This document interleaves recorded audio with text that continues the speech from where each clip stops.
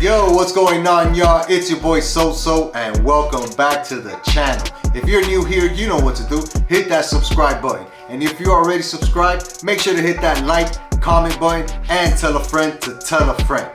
This clip is from our latest episode, episode 105, which is streaming on your favorite platform right now. In this clip, we're talking Miami Dolphins and Tua's injury. What's going on, so? Not much, brother. Still kind of reeling from this Dolphins loss. Not 100% happy with how it turned out, but it is what it is. More importantly, we know that Tua's okay. We got some big news about him today, and it's good news, but for him personally, not the greatest news for Dolphins fans. And it came out today that Tua's going to miss week number 5, I guess, or week number 6 against the Jets. He's missing the next game. No, it'll be week 5. Week 5 with the concussion.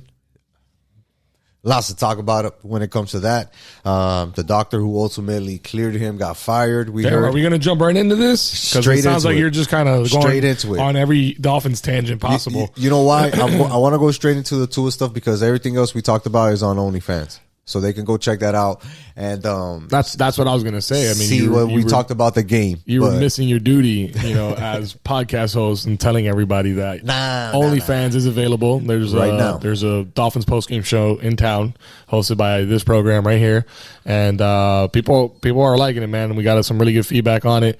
So make sure you get on that train now. We're gonna be doing every game throughout the whole season. So we got a few up already. The Dolphins take a break this week. We didn't have anybody on Sunday because we had that short week on Thursday. So if you need your fix, or you need your Dolphins dose, go ahead and check that out. And we got another one coming at you this Sunday after we beat the Jets. I'm gonna just go ahead and say that right now. But yes, we are without Tua. Well, I don't know if we're gonna. We're gonna beat the Jets. They trash, and but they look good, right?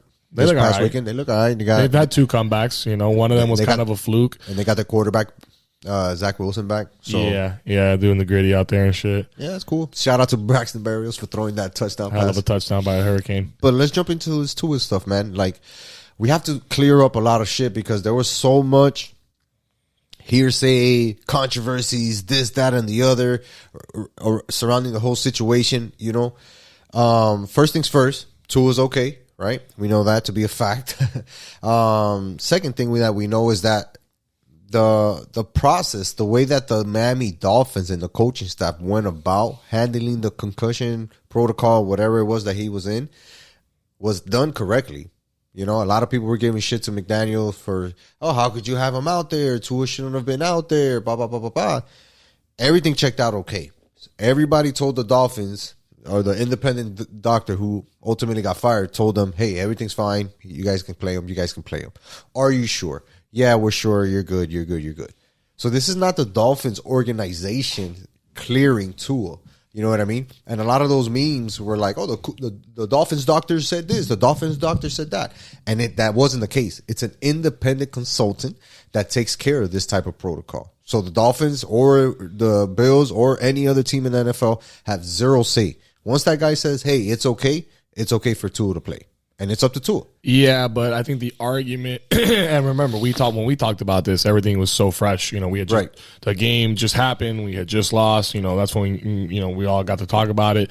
But a lot has transpired since that day, and a lot of stuff is hindsight is 2020, right? Always. So the biggest argument right now is that McDaniels should have made that executive decision as the head coach to say, you know what, even though this independent doctor is saying you're good to play, I'm going to put my foot down. I'm going to say you're okay to sit out this game, take an extra week off.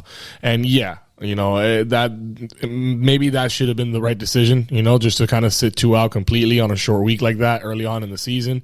But to your point, if he's being cleared, if there is a protocol in place to protect the players and he is passing the protocol and he is willing and able, meaning he's cognizant, he knows what he's doing, he's consenting, what it comes down to is the fact that there was just another bad incident in 2 back-to-back games within 5 days. Right. So it's a matter of, it looks way worse than what it really is, right? Yeah, which means somebody had to get fired, which makes sense why that independent doctor or whatever got fired right away. Makes sense. But I'm wondering what else is going to come the Dolphins' way. I mean, what else could come their way, right? Like, and just to play devil's advocate, let's say McDaniel says, yeah, you know what, Tua, I'm going to put my foot down. I don't want to play you.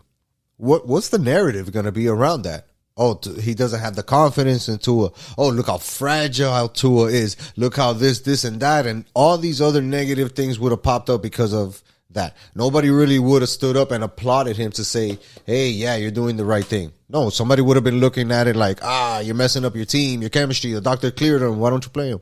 It's always that flip of the coin. And it kind of sucks because hindsight is 20/20 in these type of situations. But Tua ultimately wanted to play. The coaching staff felt good about him playing. And Tua, for everything that he showed up until that hit, where it was a vicious hit and he probably got ragdolled, and then there should be some type of fine because he was slammed, right?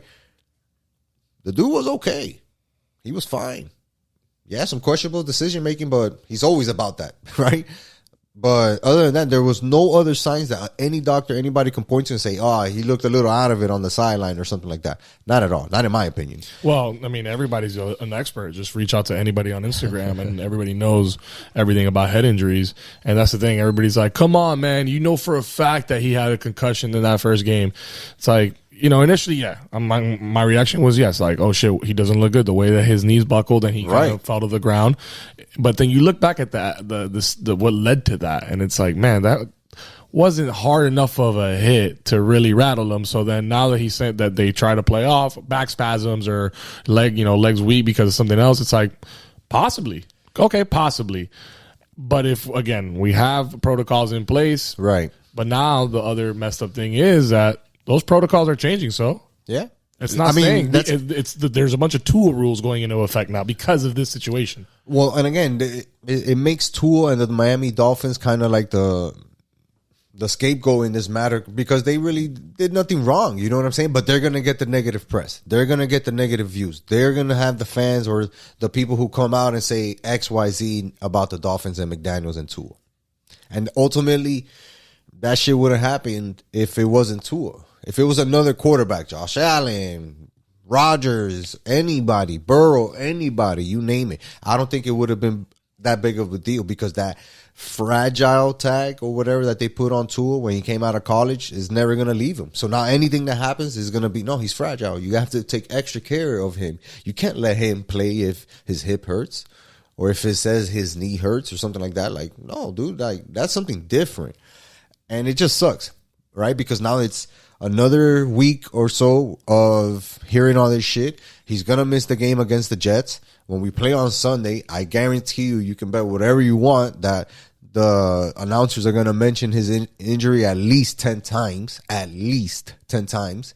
And it's always going to be that negative energy surrounding the Dolphins. Even though right now everything we have happening with the organization and everything happening on the football field is extremely positive. Right. 3-1, beat two tough teams in the AFC East who are playoff teams, number one in the AFC, like you said. And we just lost a tight game on Thursday night, short week with a backup quarterback. To the team that was just in the Super Bowl.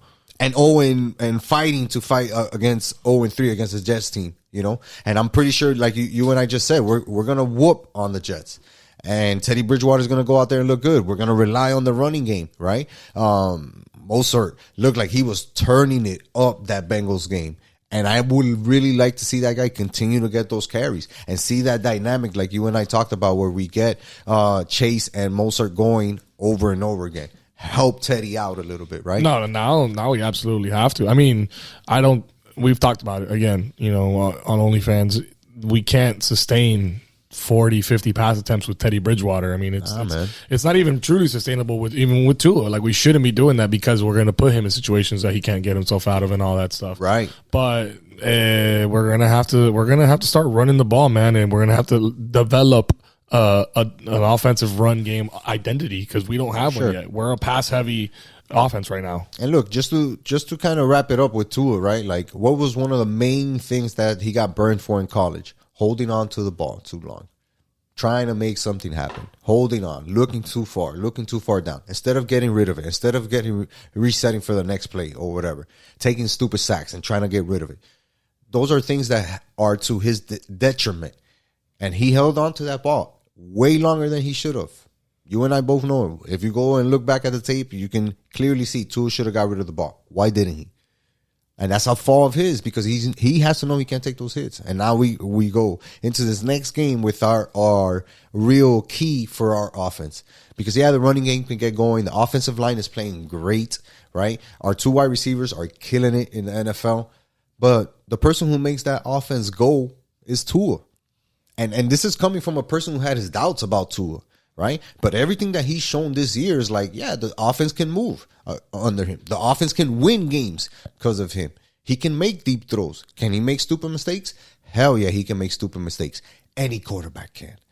But the difference is, can he come back and make a better throw after that? And he's proven that in those 4 games. I don't know, man. This Teddy thing is short. It should be short-lived. 2 games max, maybe 3. That's the other question I was going to ask you was, he's not playing this Sunday. So, this Thursday will be a week. The following Thursday, prior to Sunday, the following Sunday game would be 2 weeks.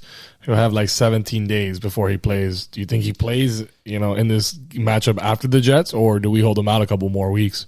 If we beat the Jets, right, and Teddy looks good, no reason to play that guy the next game.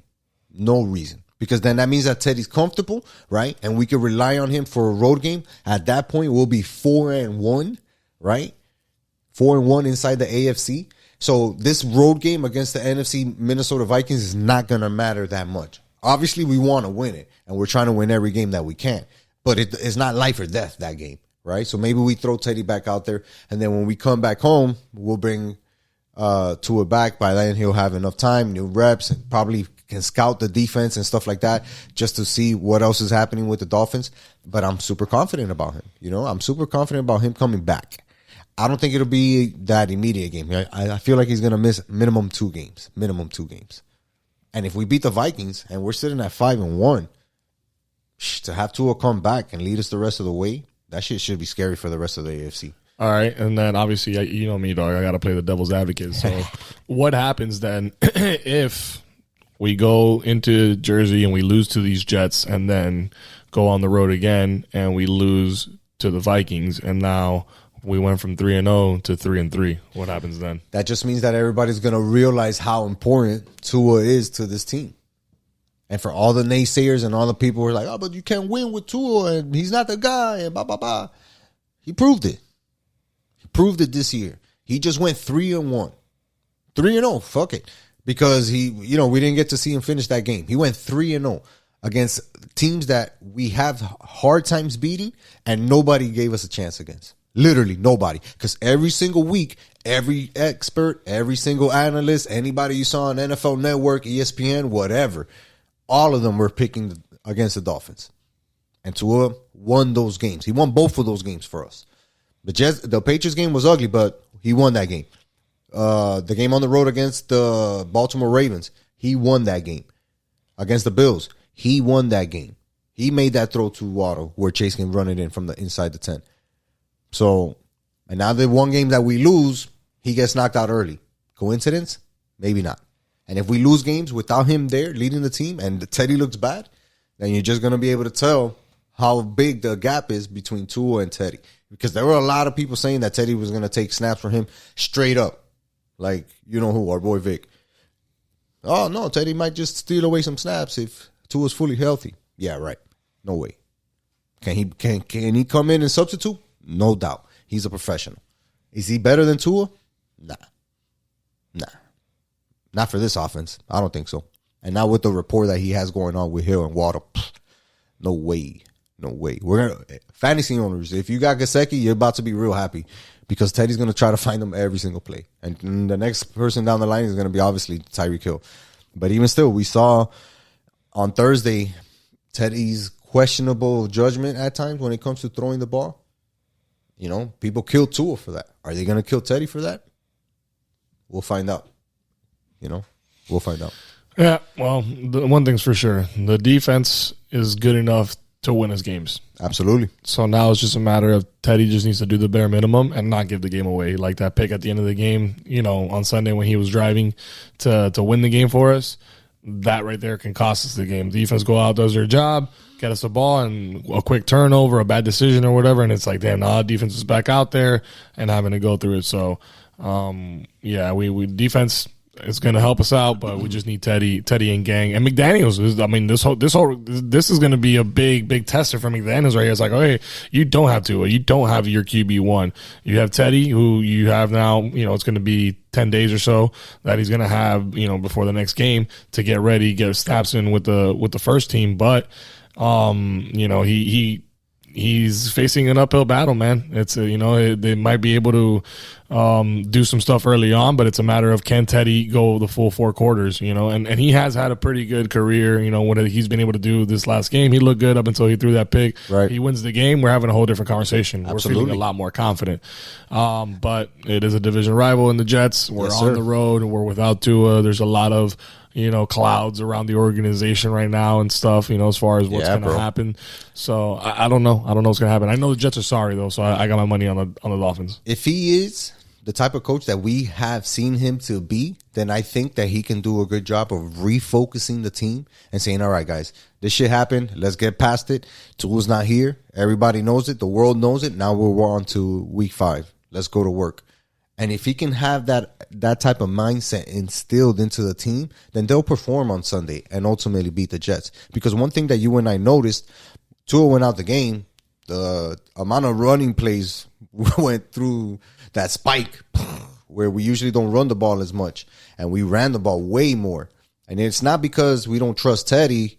It's just that we know that we have to rely more on the running game to balance ourselves out if we don't have QB1 there. So let's see. Hopefully that running game continues. I got the Dolphins winning 30-20. I got the Dolphins winning 21-10. All right. I like that. Yeah. I like that. With a defensive touchdown.